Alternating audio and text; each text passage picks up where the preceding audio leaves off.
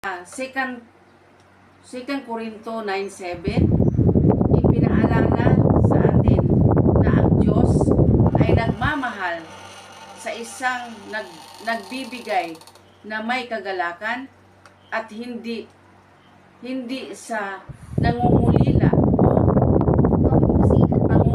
o sa pilitan pagbibigay. Ito ay nagpapakita na hindi lamang ang mismo pag-aalay ang mahalaga, kundi pati na rin ang disposisyon ng puso sa likod dito. So, dito sa 2 Corinto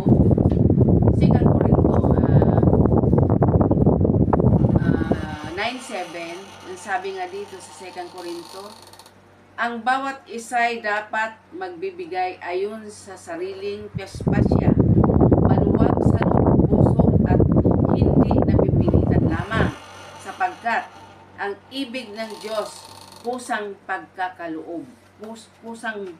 magkakaloob. So, yung minsan pag nagbibigay tayo, lalo na sa church, nagbibigay tayo sa Lord kahit magkano yung tithes natin and offering, kailangan hindi lang sa nagbibigay tayo, hindi galing sa puso natin na ito, Lord, ito po yung aking tithes and offering, Lord, ibigay ko sa iyo ng buong buo ito, Panginoon Lord God, dahil po ito naman talaga ang para sa iyo. So, pusang loob mo talaga, hindi yung napipilitan ka lamang, di ba? Yung pagbibigay, ito ay nagpapakita na hindi lamang mismo pag-aalay ang mahalaga, kundi pati na rin ang disposisyon ng puso natin. So, saliksikin muna natin ang puso natin, no? Dapat ba magbigay? Dapat ba hindi? Kung ano yung desire ng puso mo, yun ang susundin nyo. Na yung galing talaga sa Panginoon na pagbibigay, di ba? Ang kwento ni Cain and Abel ay nagpapakita na rin ng pansamantalang epekto ng kahalagahan ng inggit sa pagkapangyarihan nito. Maaari nating makikita kung paano ang pagiging mapanuri at matapat sa Diyos ay ang mahalaga upang maiwasan ang mga pagkakamali at pagkakasala na maaaring umantong sa pagwasak ng mga resulta. So, minsan ang pagkakasala talaga hindi natin maano yan. Minsan sa buhay natin, pag hindi tayo konsulta sa Lord kung ano yung dapat nating gawin, minsan na ang resulta nun ay pangit, di ba? Na mapagwasak na mga resulta. So, yung mga resulta ng ating ginagawa na wala tayong sa Panginoon, wala tayong panalangin, wala tayong pasalamat. So, ang resulta niyan ay, mga kapatid, ay yun sinasabing wasak na resulta. No? Sa isang sitwasyon, isipin natin, isang tao na may mabuting posisyon sa trabaho at biglang may trabaho nakakuha ng promosyon na inaasam-asam mo. Ang unang reaksyon ay maaaring maging inggit at galit. Ngunit sa halip na magdudulot ngunit sa halip na padalos-dalos na pag-react, maaari nating balikan ang mga aral mula sa kwento ni Cain at Abel. Kailangan nating suriin ang ating mga damdamin sa pagpakumbaba na mag-alay ng pasalamat sa Diyos sa kabila ng mga pangyayari. So, ugaliin talaga natin, mga kapatid, mga bata, ugaliin natin humingi ng kapatawaran sa Lord, magpasalamat. Kailangan palagi natin yan sa sarili natin dahil yan po ay ang gusto ng Panginoon para sa atin. Ang pag-aalay ng pinakamabuti nating alay kay Lord ay hindi lamang tungkol sa materials na bagay, kundi pati na rin ang ating mga puso at disposisyon.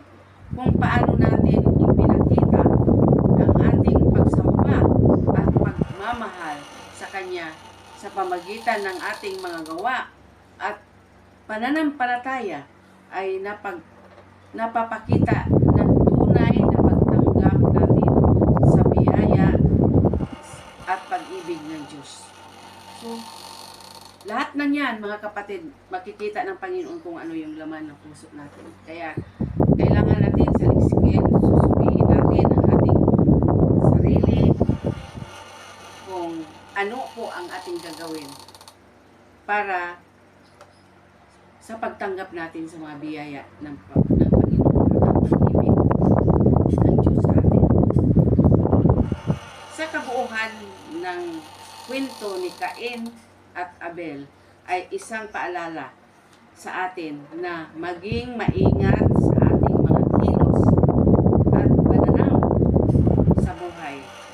Ang pag-aalay ng Diyos sa pinakamabuti nating alay kasama ang tamang disposisyon sa puso ay nagpapakita ng ating pagsamba at pagmamahal sa Kanya sa pamagitan ng pagtitiwala sa Kanya at pagtanggap sa Kanyang gabay. Maaari nating malampasan ang mga hamon ng pagsubok na dumating sa buhay natin. Yan ang tandaan nyo mga apo, na kailangan natin kung mayroong mga pagsubok sa ating buhay, yung mga problema, para gabayan tayo ng Lord at para malampasan natin ang lahat ng mga hamon at pagsubok sa buhay natin dumating. Kailangan natin palaging manalangin at magpapasalamat. Palagi tayong tumawag sa Panginoon, lalo na kayo mga bata pa kayo, kailangan nyo yan. Ang importante lang, saliksikin at suriin ninyo ang inyong mga puso bago kayo lumapit sa Panginoon. Kaya, ako'y nagpapasalamat sa hapong ito dahil sa kabutihan ng Panginoon sa buhay natin. Siya po ang nagbibigay sa atin ng lakas sa araw-araw, mga kapatid. Mga bata, yan po ang nagbibigay sa atin ng lakas sa araw-araw sa lahat ng ating mga problema, sa problema niyo sa school. Walang imposible pag kayo ay manalig sa Panginoon. Palagi kayo magdarasal at magpapasalamat sa Lord.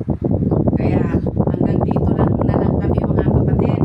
Kung nanonood man kayo ngayon, kami po ay nagpapasalamat. Sana po ay magustuhan ninyo po ang aming prayer and patututo sa araw na ito. Kaya bago kami magtapos, manalangin ulit tayo. Thank you, Lord. Hallelujah. Purihin ka, Lord, at sambahin ka, Lord, sa Espiritu at sa kalukuhan.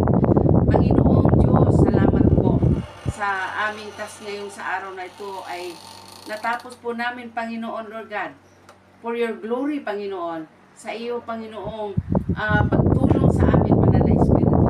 At salamat, Panginoon, Lord God, na sa lahat ng nanonood, sa lahat po ang nakikinig, at sa aking mga apo ngayon na narito, I pray na mayroon silang matutunan, Panginoon, Lord, sa aming ginawa sa araw na ito. Thank you, Lord. Hallelujah, hallelujah. Purihin ka, Lord, at sambahin ka, Lord, sa Espiritu at sa katotohanan. In Jesus' name we pray. Amen. Amen. Amen. Sige na, bye-bye.